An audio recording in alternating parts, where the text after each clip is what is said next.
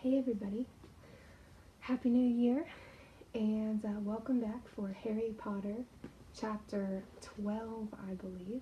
It's been a while, sorry about that. Had a busy holiday season.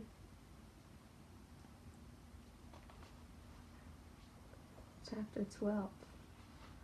Oh, and I think this one has Christmas in it, which I meant to do before Christmas, but oh well, here we go. This one is The Mirror of Erised. Christmas was coming, one morning in mid-December. Hogwarts woke to find itself covered in several feet of snow. The lake froze solid, and the Weasley twins were punished for bewitching several snowballs so that they'd follow Quirrell around, bouncing off the back of his turban. The few owls that managed to battle their way through the stormy sky to deliver mail had been nursed back to health by Hagrid before they could fly off again. No one could wait for the holidays to start. While the Gryffindor common room and the Great Hall had roaring fires, the drafty corridors had become icy, and a bitter wind rattled the windows in the classroom. Worst of all were Professor Snape's classes down in the dungeons, where their breath arose in a mist before them and they kept as close as possible to their hot cauldrons.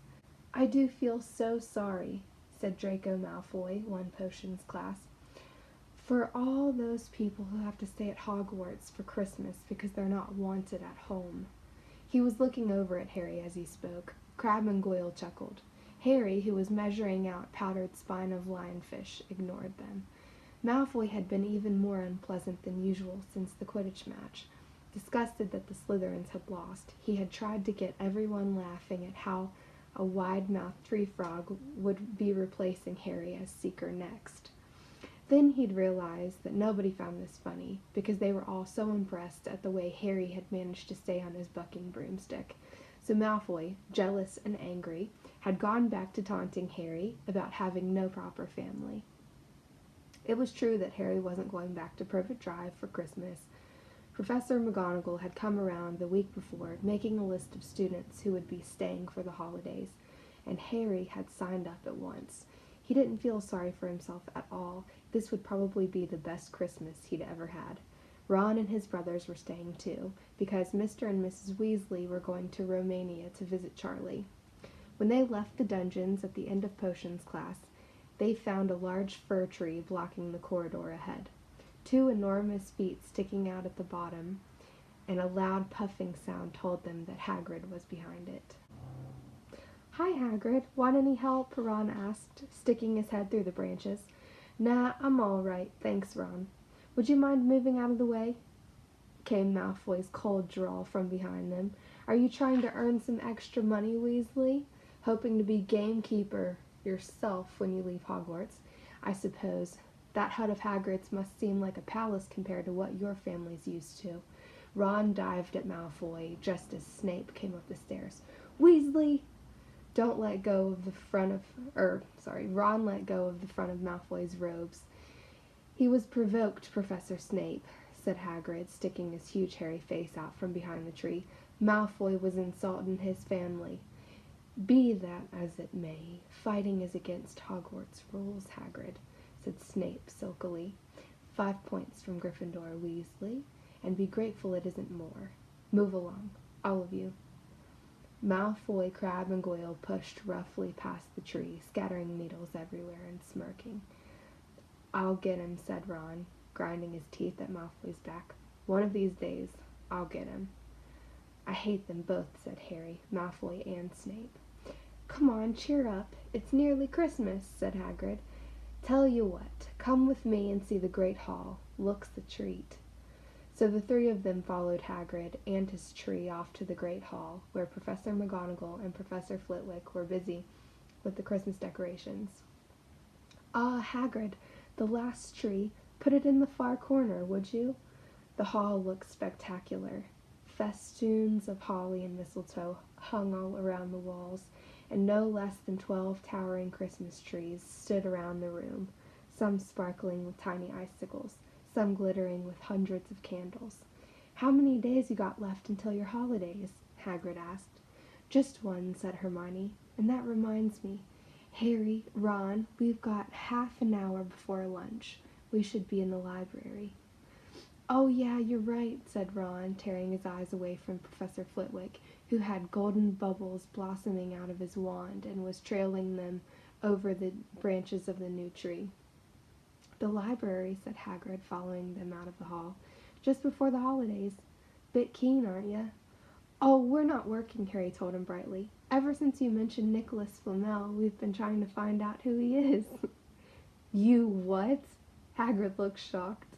Listen here. I've told you, drop it. It's nothing to you what that dog's garden.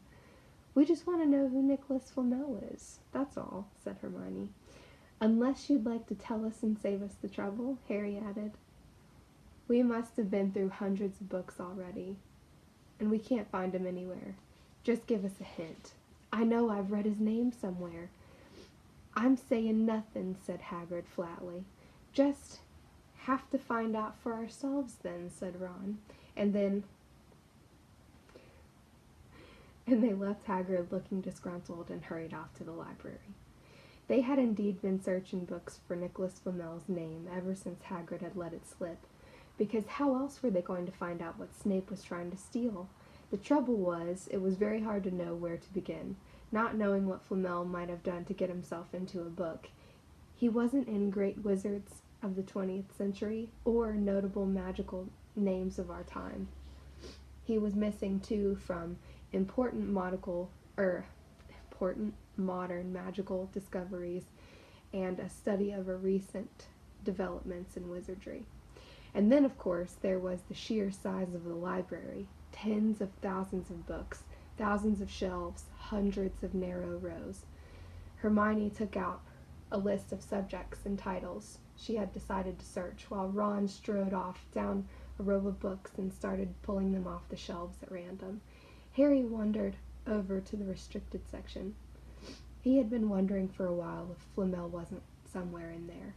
Unfortunately, you needed a specially signed note from one of the teachers to look in any of the restricted books, and he knew he'd never get one.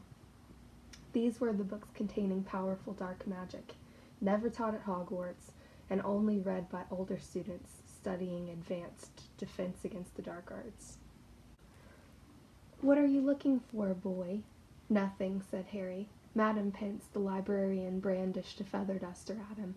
You'd better get out then. Go on, out. Wishing he'd been a bit quicker at thinking up some story, Harry left the library. He, Ron, and Hermione had already agreed that they better not ask Madam Pince where they could find Flamel. They were sure she'd be able to tell them, but they couldn't risk Snape hearing what they were up to. Harry waited outside in the corridor to see if the other two had found anything, but he wasn't very hopeful. They had been looking for 2 weeks, after all, but as they only had odd moments between lessons, it wasn't surprising that they'd found nothing.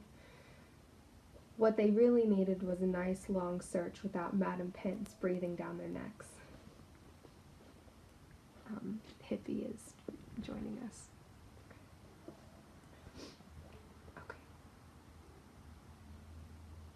5 minutes later, Ron and Hermione joined him, shaking their heads. They went off to lunch. You will keep looking while I'm away, won't you? Said Hermione. And send me an owl if you find anything. And you could ask your parents if they know who Flamel is, said Ron. It'd be safe to ask them. Very safe, as they're both dentists, said Hermione. Once the holidays had started, Ron and Harry were having too good a time to think much about Flamel. They had the dormitory to themselves, and the common room was far emptier than usual, so they were able to get the good armchairs by the fire. They sat by the hour, eating anything they could spear on a toasting fork, bread, English muffins, marshmallows, and plotting of ways of getting Malfoy expelled, which were fun to talk about even if they wouldn't work. Ron also started teaching Harry wizard chess. This was exactly like Muggle chess, except that the figures were alive, which made it a lot like directing troops in battle. Ron's set was very old and battered. Like everything else he owned, it had once belonged to someone else in his family, in this case, his grandfather. However, old chessmen weren't a drawback at all. Ron knew them so well. He never had trouble getting them to do what he wanted. Harry played with chessmen Seamus Finnegan had lent him, and they didn't trust him at all. He wasn't a very good chess player yet, and they kept shouting different bits of advice at him, which was confusing. "Don't send me there. Can't you see his knight? Send him. We can afford to lose him." On Christmas Eve, Harry went to bed looking forward to the next day for the food and the fun, but not expecting any presents at all. When he woke early in the morning, however, the first thing he saw was a small pile of packages at the foot of his bed. "Merry Christmas," said Ron sleepily as Harry scrambled out of the bed and pulled on his robe. "You too," said Harry. "Will you look at this? I've got some presents." "What did you expect, turnips?" said Ron, turning to his own pile, which was a lot bigger than Harry's. Harry picked up the top parcel. It was wrapped in thick brown paper, and scrawled across it was, "To Harry from Hagrid." Inside was a roughly cut wooden flute. Hagrid had obviously whittled it himself. Harry blew it. It sounded a bit like an owl. A second, very small parcel contained a note. "We've received your message and enclose your Christmas present. From Uncle Vernon and Aunt Petunia." Taped to the note was a 50-pence piece. "That's friendly," said Harry. Ron was fascinated by the 50-pence. "Weird," he said. "What a shape! This is money?" "You can keep it," said Harry, laughing at how pleased Ron was. "Hagrid and my aunt and uncle." "So who sent these?" "I think I know who that one's from," said Ron, turning a bit pink and pointing to a very lumpy parcel. "My mom. I told her you didn't expect any presents, and, oh no," he groaned, "she's made you a Weasley sweater." Harry had torn open the parcel to find a thick, hand-knitted sweater in emerald green and a large box of homemade fudge. "Every year she makes us a sweater," said Ron, unwrapping his own, "and mine's always maroon." "That's really nice of her," said Harry, trying the fudge, which was very tasty. His next present also contained candy, a large box of chocolate frogs from Hermione. This only left one parcel. Harry picked it up and felt it. It was very light. He unwrapped it. Something fluid and silvery gray went slithering to the floor, where it lay in gleaming folds. Ron gasped. "I've heard of those," he said in a hushed voice, dropping the box of every flavored beans he'd gotten from Hermione. "If that's what I think it is, they're really rare and really valuable. What is it?" Harry picked the shining silvery cloth off the floor. It was strange to the touch, like water woven into material. "It's an invisibility cloak," said Ron, a look of awe on his face. "I'm sure it is. Try it on." Harry threw the cloak around his shoulders, and Ron gave a yell. "It is! Look down!" Harry looked down at his feet, but they were gone. He dashed to the mirror. Sure enough, his reflection looked back at him, just his head suspended in midair, his body completely invisible. He pulled the cloak over his head, and his reflection vanished completely. "There's a note," said Ron suddenly. "A note fell out of it." Harry pulled off the cloak and seized the letter. Written in narrow, loopy writing he had never seen before were the following words. "Your father left this in my possession before he died. It's time it was returned to you. Use it well. A very Merry Christmas to you." There was no signature. Harry stared at the note. Ron was admiring the cloak. "I'd give anything for one of these," he said. "Anything." "What's the matter?" "Nothing," said Harry. He felt very strange. Who had sent the cloak? Had it really belonged to his father? Before he could say or think anything else, the dormitory door was flung open, and Fred and George Weasley bounded in. Harry stuffed the cloak quickly out of sight. He didn't feel like sharing it with anyone else yet. "Merry Christmas!" "Hey, look! Harry's got a Weasley sweater, too!" Fred and George were wearing blue sweaters, one with a large yellow F on it, the other a G. "Harry's is better than ours, though," said Fred, holding up Harry's sweater. "She obviously makes more of an effort if you're not family." "Why aren't you wearing yours, Ron?" George demanded. "Come on, get it on. They're lovely and warm." I hate maroon, Ron moaned half-heartedly as he pulled it over his head. You haven't got a letter on yours, George observed. I suppose she thinks you don't forget your name. But we're not stupid. We know we're called Gred and Forge. What's all this noise? Percy Weasley stuck his head in through the door, looking disapproving. He had clearly gotten halfway through unwrapping his presents, as he too carried a lumpy sweater over his arm, which Fred seized. P for prefect! Get it on, Percy! Come on, we're all wearing ours. Even Harry got one. I don't want, said Percy thickly as the twins forced the sweater over his head, knocking his glasses askew. And you're not sitting with the prefects today either, said George. Christmas is a time for family. They frog-marched Percy from the room, his arms pinned to his side by his sweater. Harry had never in all his life had such a Christmas dinner. 100 fat roast turkeys, mountains of roast and boiled potatoes, platters of chipolatas, tureens of buttered peas, silver boats of thick, rich gravy and cranberry sauce, and stacks of wizard crackers every few feet along the table. These fantastic party favors were nothing like the feeble muggle ones the Dursleys usually bought, with their little plastic toys and their flimsy paper hats inside. Harry pulled a wizard cracker with Fred, and it didn't just bang. It went off with a blast like a cannon and engulfed them all in a cloud of blue smoke, while from the inside exploded a rear admiral's hat and several live white mice. Up at the high table, Dumbledore had swapped his pointed wizard's hat for a flowered bonnet and was chuckling merrily at a joke Professor Flitwick had just read him.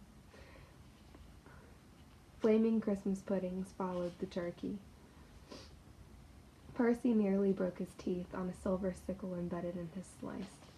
Harry watched Hagrid, getting redder and redder in the face as he called for more wine, finally kissing Professor McGonagall on the cheek, who, to Harry's amazement, giggled and blushed, her top hat lopsided. When Harry finally left the table, he was laden down with a stack of things out of the crackers, including a pack of non-explodable luminous balloons, a grow-your-own warts kit, and his new wizard chess set. The white mice had disappeared, and Harry had a nasty feeling they were going to end up as Mrs. Norris's Christmas dinner. Harry and the Weasleys spent a happy afternoon having furious snowball fights on the grounds. Then, cold, wet, and gasping for breath, they returned to the fire in the Gryffindor common room, where Harry broke in his new chess set by losing spectacularly to Ron. He suspected he wouldn't have lost so badly if Percy hadn't tried to help him so much.